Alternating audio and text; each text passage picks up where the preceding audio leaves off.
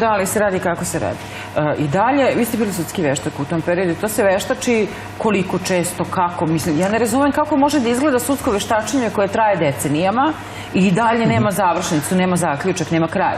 Ili ima toliko krajeva da je svaki izgubio smisla. Ma nije to veštačenje, to je laž, to je samo zaguba. Mora da znate, možda smo ovo trebali da kažemo na početku.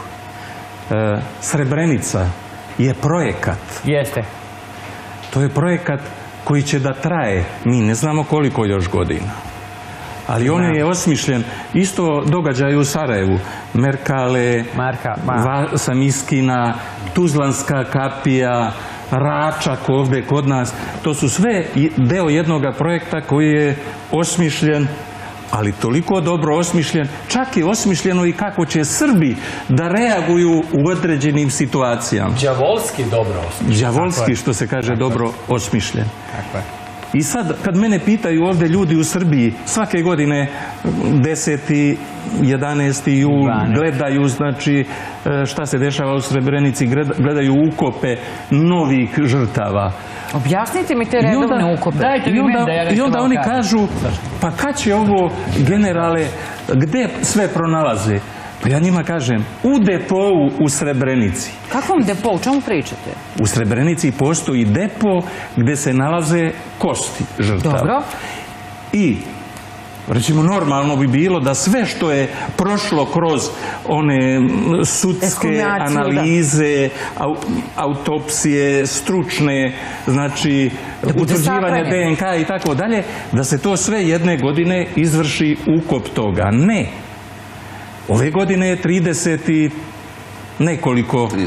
33 žrtve ukopane. Ali... I ima ih još. A ja sad ne mogu da kažem da li 100 ili 200.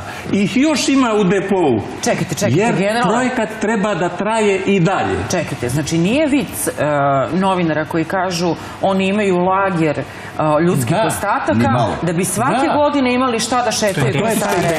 To nije vic. To nije uopšte vic. To postoji, to mnogo godina. Međutim, sad je već jedan problem. Ranije su ukopavali u stotinama.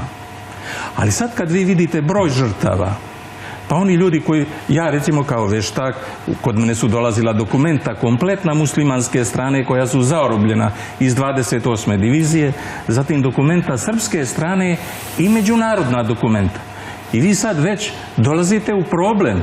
Imate mnogo više žrtava nego što kad pogledate, saberete stanovništvo, saberete sve one koji su se nalazili na toj teritoriji. Pa šta ih i uvoze, ne razumem. Plus 4000 u matematici. Plus 4000. Znači, eto, to bi ta matematika bila. Mi moramo, čekajte.